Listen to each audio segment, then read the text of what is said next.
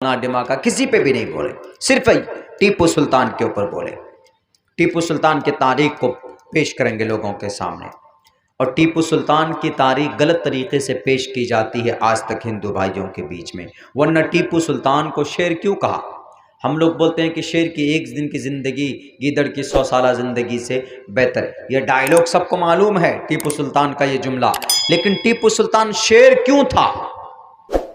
کیوں شیر کہا گیا اس کو؟ اس کی ہسٹری پڑھیے، آپ کو پتا چلے گا کہ بیک وقت بھارت کے اندر ایک تنہا ایسا مسلم لیڈر جو 4 بڑی طاقت سے لڑ رہا تھا، چاروں طرف چاروں مخالف، اب بیچ میں تنہا وہ اکیلا لڑ رہا تھا۔ فتح علی سلطان عرف ٹیپو سری رنگا پٹنم میسور میں تھے، وہ ان کا قلعہ تھا۔ نظام دکن مسلم تھے، ٹیپو کے مخالف نواب محمد علی خان مراٹھا میں، ٹیپو کے مخالف مراٹھا سینا مراٹھا میں، مہاراشٹر میں وہ ٹیپو کے مخالف، اور انگریز ٹیپو کے مخالف، چاروں بڑی طاقت ٹیپو سلطان کے مخالف۔ لیکن ٹیپو سلطان نے کہہ دیا تھا کہ یہ چاروں بڑی جو طاقت ہے، انگریز نے ان تینوں طاقتوں کو خرید کر کہا کہ ٹیپو کو مجبور کرو، ٹیپو سلطان مجبور ہوگا، وہ ہم سے ہاتھ ملا لے گا، ہم اس دیش میں مکمل طور پر قبضہ کر لیں گے اور اپنی حکومت کریں گے۔ تو ٹیپو سلطان نے کہا کہ کبھی نہیں ہو سکتا۔ نظام دکن کو کہا کہ نظام تم میری مدد کرو، اس نے انکار کر دیا۔ محمد علی نواب محمد علی کو کہا، انہوں نے بھی انکار کر دیا۔ مراٹھا سیناؤں سے کہا، انہوں نے بھی انکار کر دیا۔ اور انگریز تو تھا ہی مقابلے کے لیے، انگریز تو چاہتا تھا کہ لڑائی ہو۔ تو انگریز نے ٹیپو سلطان کا جو وزیر اعظم تھا میر صادق، میر معین الدین، میر قمر الدین، ان تینوں کو خرید لیا۔ اور یہ چاروں وہ تھے جو فوجوں کے سپہ سالار تھے، گولے جہاں پر لگنے تھے توپ میں، میزائل میں، تو ان گولوں کے جگہ مٹی کا گولا بنا کر ڈال دیا تھا۔ کون؟ ٹیپو سلطان کا اپنا بڑا سپہ سالار میر صادق غداری کی بک گیا انگریزوں کے ہاتھوں، لالچ دیا ان کو پیسوں کا اور اپنی ایمان کا سودا کر لیا۔ جب مقابلہ ہوتا ہے تو میرے بھائیوں 90 دن تک لڑائی چلتی ہے سری رنگا پٹنم میں۔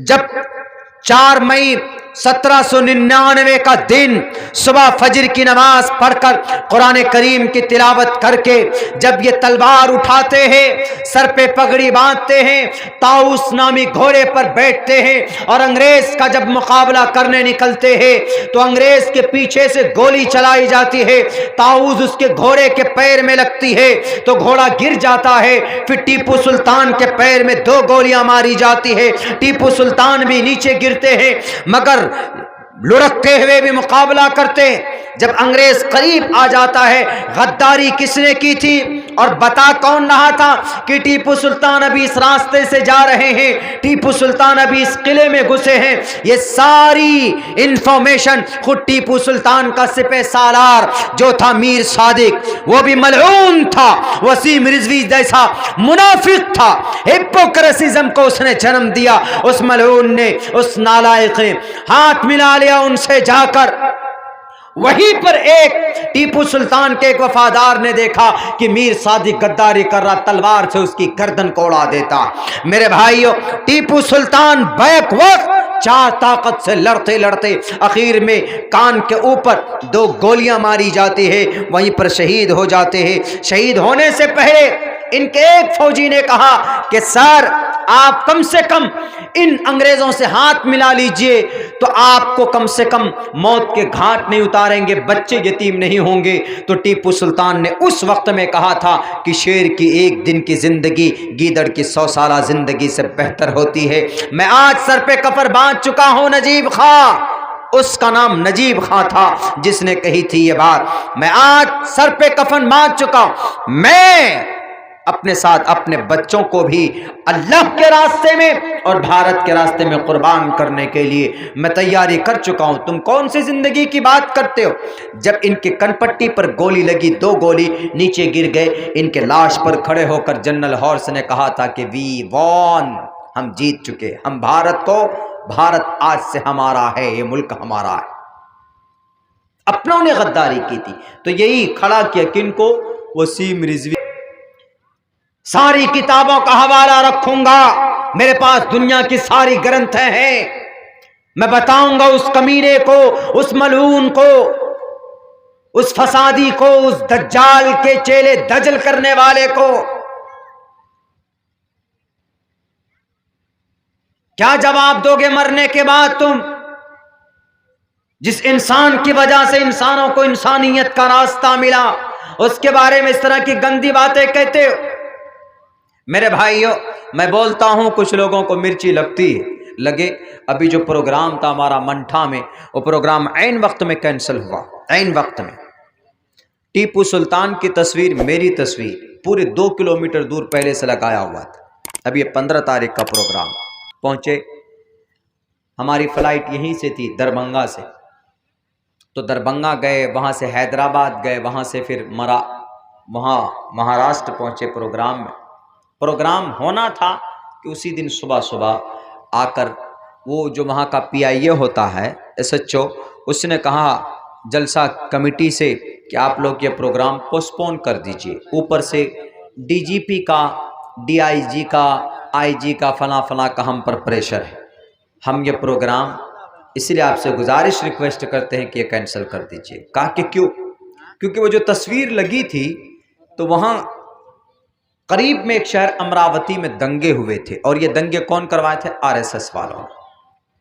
تو بندی کا اعلان کیا ہوا تھا اس دن پروگرام ہوتا، بڑا پروگرام آپ لوگ کریں گے، تو وہ لوگ بندی کی بہانہ بنا کر آپ کے پروگرام کا مس یوز کریں گے، ہائی جیک کریں گے۔ اور یہ جو مولانا ہے یہ RSS کے خلاف بولتے ہیں، RSS کی پول کھولتے ہیں۔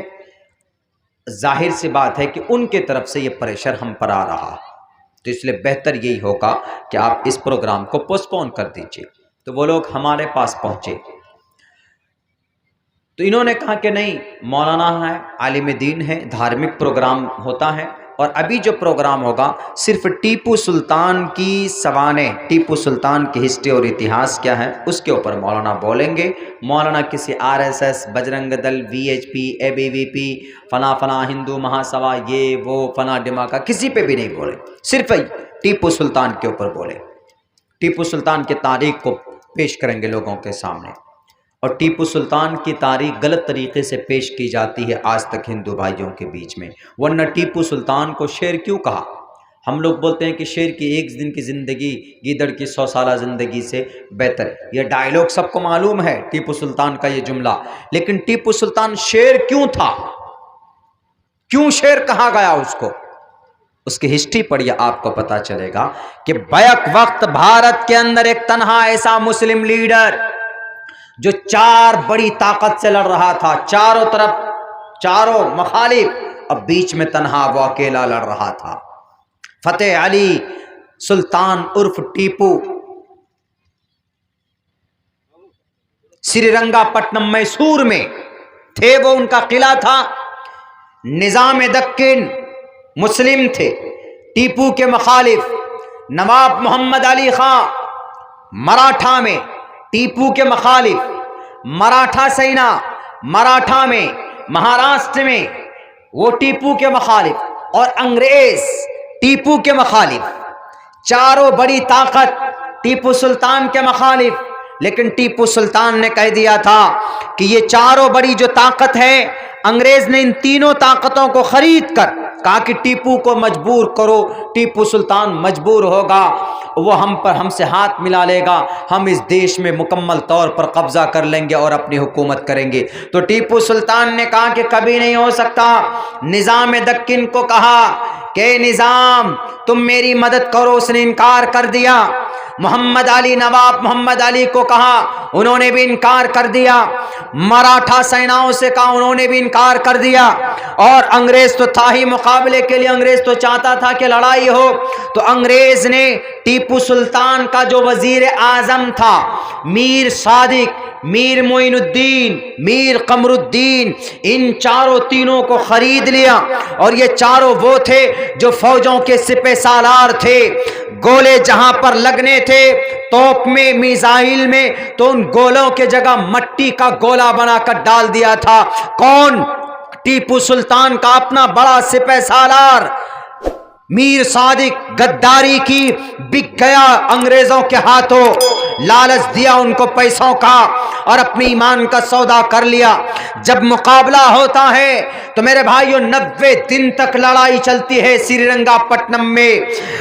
جب 4 مئی 1799 کا دن صبح فجر کی نماز پڑھ کر قرآن کریم کی تلاوت کر کے جب یہ تلوار اٹھاتے ہیں، سر پہ پگڑی باندھتے ہیں، طاؤس نامی گھوڑے پر بیٹھتے ہیں اور انگریز کا جب مقابلہ کرنے نکلتے ہیں تو انگریز کے پیچھے سے گولی چلائی جاتی ہے، طاؤس اس کے گھوڑے کے پیر میں لگتی ہے تو گھوڑا گر جاتا ہے۔ پھر ٹیپو سلطان کے پیر میں 2 گولیاں ماری جاتی ہے، ٹیپو سلطان بھی نیچے گرتے ہیں، مگر لڑکتے ہوئے بھی مقابلہ کرتے۔ جب انگریز قریب آ جاتا ہے، غداری کس نے کی تھی اور بتا کون رہا تھا کہ ٹیپو سلطان ابھی اس راستے سے جا رہے ہیں، ٹیپو سلطان ابھی اس قلعے میں گھسے ہیں، یہ ساری انفارمیشن خود ٹیپو سلطان کا سپہ سالار جو تھا میر صادق، وہ بھی ملعون تھا، وسیم رضوی جیسا منافق تھا، ہپوکریسزم کو اس نے جنم دیا۔ اس ملعون نے، اس نالائق نے ہاتھ ملا لیا ان سے جا کر۔ وہیں پر ایک ٹیپو سلطان کے ایک وفادار نے دیکھا کہ میر صادق غداری کر رہا، تلوار سے اس کی گردن کو اڑا دیتا۔ میرے بھائیوں، ٹیپو سلطان بیک وقت 4 طاقت سے لڑتے لڑتے آخر میں کان کے اوپر 2 گولیاں ماری جاتی ہے، وہیں پر شہید ہو جاتے ہیں۔ شہید ہونے سے پہلے ان کے ایک فوجی نے کہا کہ سر آپ کم سے کم ان انگریزوں سے ہاتھ ملا لیجئے تو آپ کو کم سے کم موت کے گھاٹ نہیں اتاریں گے، بچے یتیم نہیں ہوں گے۔ تو ٹیپو سلطان نے اس وقت میں کہا تھا کہ شیر کی 1 دن کی زندگی گیدڑ کی 100 سالہ زندگی سے بہتر ہوتی ہے۔ میں آج سر پہ کفر باندھ چکا ہوں نجیب خاں، اس کا نام نجیب خاں تھا جس نے کہی تھی یہ بات۔ میں آج سر پہ کفن باندھ چکا ہوں، میں اپنے ساتھ اپنے بچوں کو بھی اللہ کے راستے میں اور بھارت کے راستے میں قربان کرنے کے لیے میں تیاری کر چکا ہوں۔ تم کون سی زندگی کی بات کرتے ہو؟ جب ان کے کن پٹی پر گولی لگی، 2 گولی نیچے گر گئے، ان کے لاش پر کھڑے ہو کر جنرل ہارس نے کہا تھا کہ وی وان، ہم جیت چکے، ہم بھارت آج سے ہمارا ہے، یہ ملک ہمارا ہے۔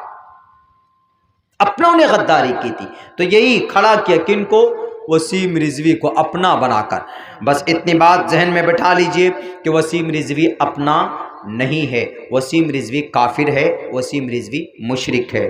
میرے بھائیوں، بس چونکہ میں بھی بہت تھکا ہوا ہوں، سویا نہیں ہوں، لمبا سفر کر کے یہاں تک پہنچا ہوں، بس گزارش کرتا ہوں میں بہت بہت شکریہ اراکین جلسہ کا کہ میں پہنچا اور آپ لوگوں کا کہ ہماری باتیں سنی۔ وسیم رضوی کے اوپر اللہ سے دعا کیجئے کہ اللہ یا تو ہدایت دے یا اس کو اس زمین سے، اس صفحہ ہستی سے اس کو مٹا لے۔ بہت بہت شکریہ، جزاک اللہ۔ السلام علیکم ورحمۃ اللہ وبرکاتہ۔ اٹھ گئے، سو رہے ہیں؟